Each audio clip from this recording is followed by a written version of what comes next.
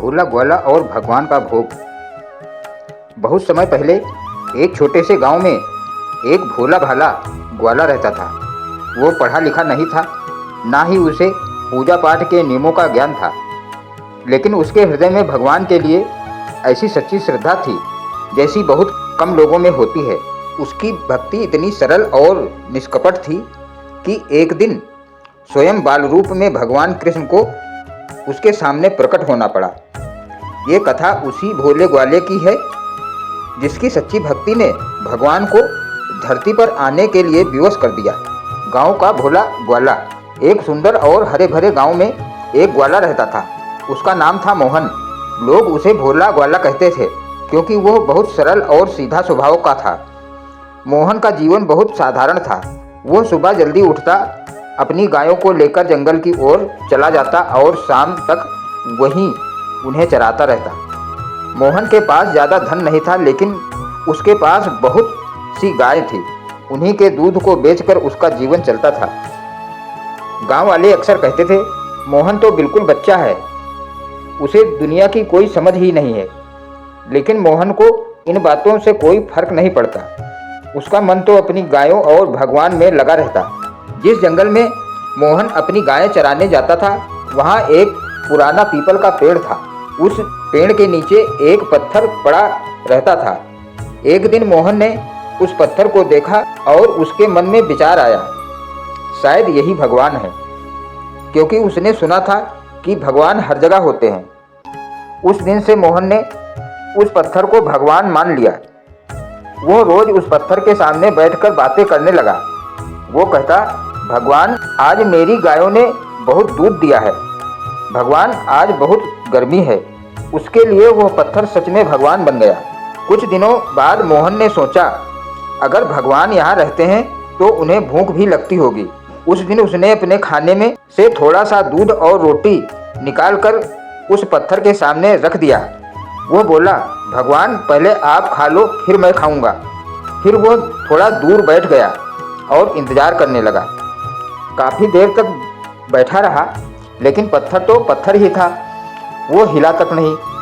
मोहन ने सोचा, शायद भगवान को आज भूख नहीं है।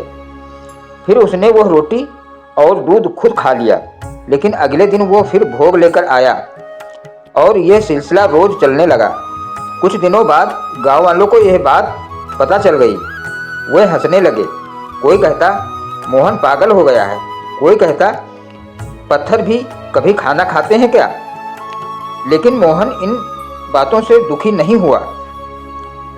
वो बस मुस्कुराकर कहता, तुम लोग नहीं समझोगे, मेरे भगवान जरूर खाते होंगे। एक दिन उस गांव में एक साधु आए। वो बहुत ज्ञानी और तपस्वी थे। गांव वालों ने उनसे कहा, महाराज, हमारे गांव में एक ग्वाला है जो पत्थर को भगवान मानकर रोज भोग लगाता है। साधु को यह सुनकर आश्चर्य हुआ। उन्होंने सोचा, यह कैसी भक्ति है, मुझे स्वयं जाकर देखना चाहिए। अगले दिन साधु जंगल की ओर चले गए। साधु उसी पीपल के पेड़ के पास छिपकर बैठ गए। कुछ ही देर बाद मोहन अपनी गायों के साथ वहां पहुंचा। वो बहुत खुश था। उसने दूध निकाला और अपनी पोटली से रोटी निकाली। फिर पत्थर के सामने रखकर बोला, भगवान आज मैं आपके लिए ताज़ा दूध और रोटी लाया हूँ, पहले आप खा लो। मोहन कुछ देर इंतजार करता रहा। फिर उसने फिर से कहा, भगवान जल्दी खाइए ना, मुझे भी भूख लगी है। लेकिन कोई जवाब नहीं आया। अब मोहन थोड़ा उदास हो गया। उसकी आंखों में आंसू आ गए। वो बोला, भगवान क्या मैंने कुछ गलती कर दी? अगर आप नहीं खाओगे तो मैं भी नहीं खाऊंगा। उसकी आवाज़ इतनी सच्ची और करुण थी कि वातावरण भी भावुक हो गया। अचानक वहाँ एक दिव्य प्रकाश फैल गया। पीपल का पेड़ चमकने लगा। मोहन ने आश्चर्य से देखा, उस पत्थर के सामने एक सुंदर बालक खड़ा था। उसके हाथ में बांसुरी थी और उसके चेहरे पर मधुर मुस्कान थी। वो कोई और नहीं बल्कि स्वयं बाल रूप में भगवान कृष्ण थे।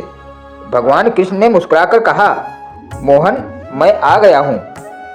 तुम रोज मुझे इतने प्रेम से बुलाते हो, मैं कैसे ना आता। ये कहकर उन्होंने रोटी उठाई और दूध पीने लगे।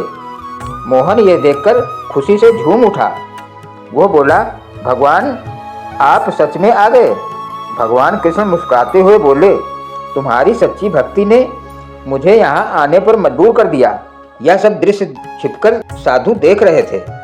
उनकी आंखें आश्चर्य से फैल गईं।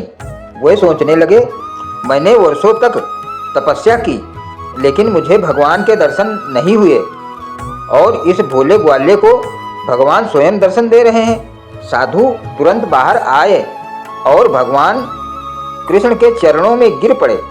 वे रोने लगे। उन्होंने कहा, प्रभु मैं वर्षों से तपस्या कर रहा हूँ लेकिन मुझे आपके दर्शन क्यों नहीं हुए। भगवान कृष्ण मुस्कुराए और बोले, साधु तुम्हारी तपस्या में नियम है, विधि है, लेकिन इस ग्वाले की भक्ति में प्रेम है। भगवान कृष्ण ने आगे कहा, भक्ति का सबसे बड़ा नियम प्रेम है। जो मुझे सच्चे मन से पुकारता है मैं उसके पास जरूर आता हूँ। यह सुनकर साधु की आंखों से आंसू बहने लगे। जब यह बात गांव में फैली तो लोग हैरान रह गए। जो लोग पहले मोहन का मजाक उड़ाते थे अब वही उसकी प्रशंसा करने लगे। वे समझ गए कि भगवान को पाने के लिए बड़े बड़े ज्ञान की जरूरत नहीं होती, जरूरत होती है सिर्फ सच्चे दिल की।